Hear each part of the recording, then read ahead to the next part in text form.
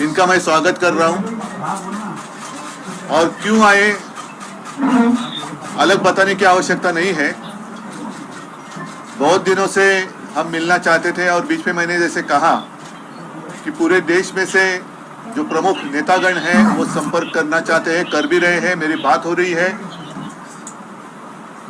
हो रही है और अपने देश को अधिक मजबूत बनाने के लिए हम मिलकर क्या कर सकते हैं, यही हमारे बीच में एक जो विचारधारा कहते हैं वही विचारधारा है कि देश को अधिक मजबूत कैसे बनाया जाए। खैर, मैं तो हमेशा आपके साथ बातें करते रहता हूं, आगे भी करूंगा, लेकिन मैं अरविंद जी को कहूंगा, विनती करता हूं कि अरविंद जी आप आए हो, आप बताइए। सब लोगों को मेरा नमस्कार।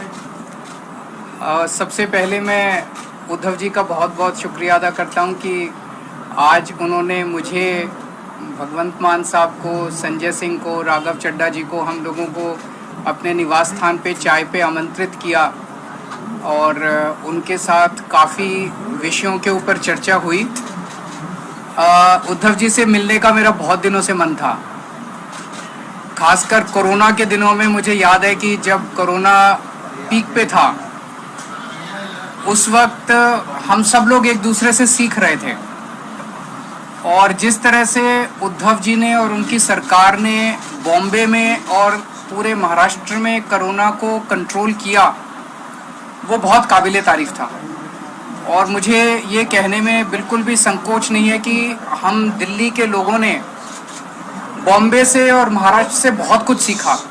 इनकी कई सारी प्रैक्टिसेस होती थी जो कि बहुत अच्छी थी, जिनको हम दिल्ली में अपनाते थे, दिल्ली में हम उसको लागू करते थे। बहुत दिनों से मेरी इच्छा थी इनसे व्यक्तिगत तौर पे मिलने की और आज मुझे व्यक्तिगत तौर पे इनसे मिलने का, पूरे परिवार, आदित्य जी से मिलने का, पूरे परिवार से मिलने का सौभाग्य प्राप्त हुआ। और हमने बहुत सारी चीज़ों के ऊपर चर्चा भी की। आज देश के जो हालात हैं उनके ऊपर हमने चर्चा की। आज देश का युवा जो है वो बेरोजगारी से बुरी तरह से त्रस्त है। पढ़ लिख के लोगों को, बच्चों को नौकरी नहीं मिल रही है। बड़े बड़े उनसे वादे किए गए थे कि 2 करोड़ नौकरी देंगे, 4 करोड़ नौकरी देंगे, बच्चों को नौकरियां नहीं मिल रही हैं और युवा जो है दर दर की ठोकरें खा रहा है।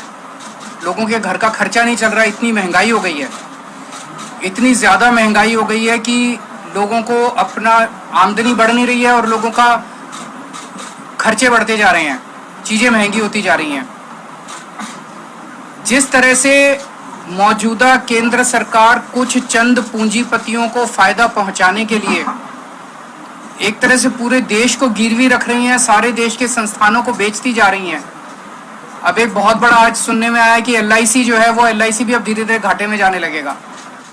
करोड़ों करोड़ों लोग, जिन लोगों ने अपनी पूरी जमा पूंजी LIC के अंदर जमा कराई थी, उन लोगों का क्या होगा। इन कई सारे विषयों के ऊपर चर्चा हुई, देश के गंभीर हालात के ऊपर चर्चा हुई। हमारा देश तभी आगे बढ़ेगा जब हम एक दूसरे से सीखेंगे। हमें एक दूसरे से लड़ना नहीं है, हमें एक दूसरे से सीखना है। इस देश की जितनी भी समस्याएं, उन सारी समस्याओं का समाधान कहीं ना कहीं देश के अंदर है, पर यह है कि हम आपस में मिलते नहीं हैं, आपस में चर्चा नहीं करते हैं। तो मुझे बहुत अच्छा है कि उद्धव जी से आज चर्चा हुई बहुत, और हम इसको अब आगे मिलते रहेंगे और इस रिश्ते को और आगे लेके जाएंगे। मैं मान साहब से निवेदन करूंगा वो भी 2 शब्द करें। आवाज आई। आज उद्धव जी से मिलने का मौका मिला, पूरे परिवार में बैठने का मौका मिला। पंजाब और महाराष्ट्र का बहुत गहरा नाता है। आज़ादी के संग्राम में भगत सिंह पंजाब से थे तो राजगुरु पूना से थे, तो वो इकट्ठे देश के लिए, आज़ादी के लिए लड़ाई लड़ रहे थे।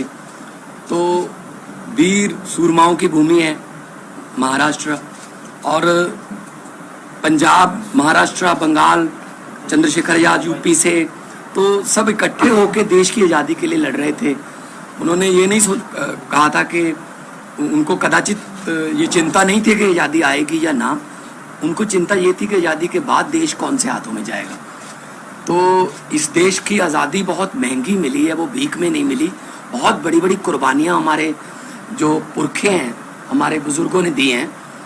तो उस आज़ादी को कायम रखना भी हमारा फ़र्ज बनता है। वो तो अपनी कुर्बानियाँ देकर चले गए, हम उस आज़ादी को कायम रखने के लिए भी, पंजाब हमेशा, हम बॉर्डर स्टेट हैं, हमारे जवान जो है सीना तान के खड़े हैं। तो देश कैसे आगे बढ़े, इस देश को दुनिया का नंबर 1 देश कैसे बनाया जाए, सोने की चिड़िया जो देश को कहा जाता था, उस चिड़िया के पंख किसने नोचे और उस चिड़िया का जो पूरा, मैं कहता हूँ एक एक पंख नोच कर कौन खा गया और कौन जो है वो इस देश में से लोग भाग रहे हैं, चाहे वो बड़े बड़े करोड़पतियों के नाम भी आ रहे हैं कि वो देश छोड़कर भाग रहे हैं। तो हमारा देश हर किस्म का मौसम है, हमारे पास मारूथल है, हमारे पास दरिया है, समुंदर है, कोल है, तेल है। बस सच्ची नीयत वाले लोग अगर इकट्ठे हो जाएं तो इस देश जैसा धरती पे कोई देश नहीं है। तो पूरे देश के 130 करोड़ लोगों का जो कल्याण कैसे हो, हर घर के चूल्हे को जो है वो आटा मिले, हर घर में आग जले, चूल्हे में रोजगार मिले और तरक्की हो, तंदुरुस्ती हो, इन मुद्दों पे बात हुई और अच्छा लगा। मैं धन्यवाद करना चाहता हूँ एक बार फिर उद्धव जी का और उनकी फैमिली का कि उन्होंने हमें यहाँ बुला के मान सम्मान दिया। आप आते रहिए। बीएमसी चुनाव को लेकर कुछ बात हुई है क्या? आपकी पार्टी की काफी तैयारी कर रही है बीएमसी चुनाव लड़ने की, इसके बीच पर कुछ बात हुई है? इस देश में एक पार्टी है जो 24 घंटे चुनाव की सोचती है। हम 24 घंटे चुनाव की नहीं सोचते, हम देश की सोचते हैं। हमारे सामने देश है, हमारे सामने इस देश के बेरोजगार युवा हैं, हमारे सामने किसान हैं, हमारे सामने वो गृहिणी है जिसका पति हर महीने पैसे ला के देता है और उसका खर्चा नहीं चल रहा। 20 तारीख के बाद उसको पता नहीं अगले 10 दिन कैसे बीतेंगे। उन मुद्दों के ऊपर चर्चा हुई। जब चुनाव आएंगे चुनाव की भी चर्चा करेंगे।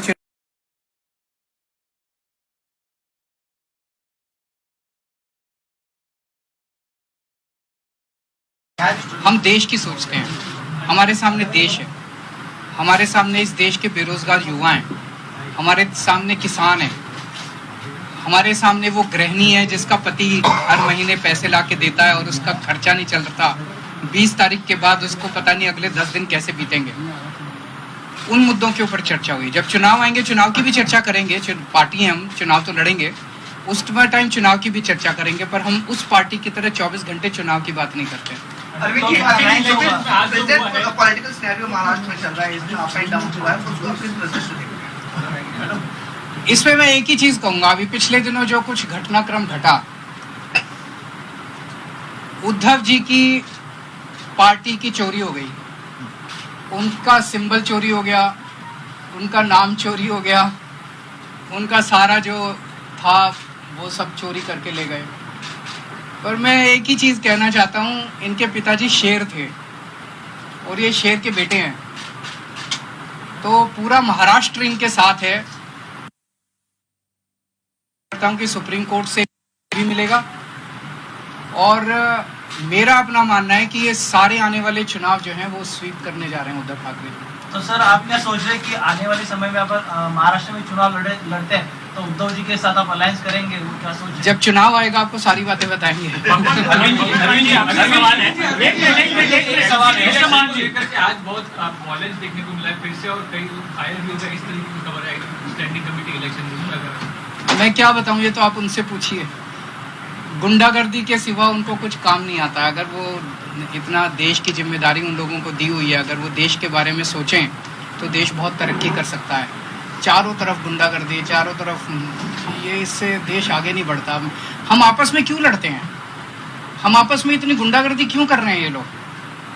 भाई जब दिल्ली की जनता ने 134 सीट हमको दी, 104 सीट उनको दी, तो मेयर तो हमारा ही बनना चाहिए।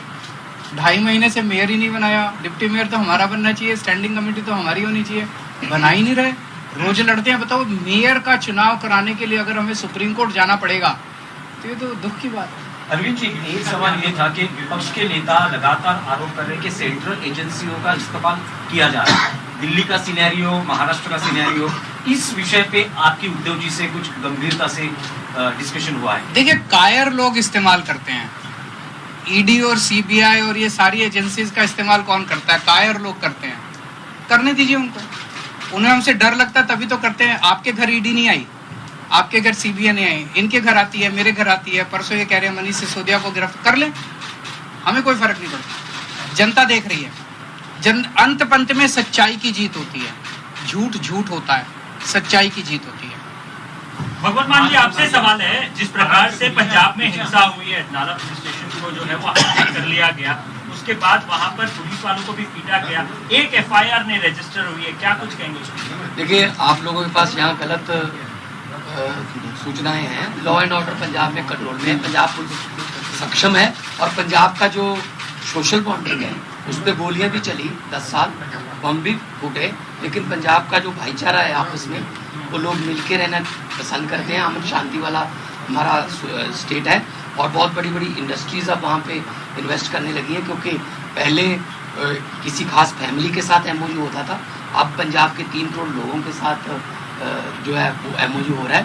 पंजाब को नंबर 1 स्टेट हम बनाने में अपनी तरफ से हमारी गारंटी थी। जब अरविंद जी और हम सारी टीम चुनाव प्रचार कर रहे थे, तब हम गारंटियाँ दे रहे थे, बिजली मुफ्त की गारंटी, कच्चे मुलाजिमों को पक्के करने की गारंटी, रोजगार की गारंटी। तो मैं तो मतलब यही कहूँगा कि लंबे सफर को मीलों में मत बांटिए, कौम को कबीलों में मत बांटिए। एक बहता दरिया है मेरा भारत देश, इसको नदियों और झीलों में मत आप पे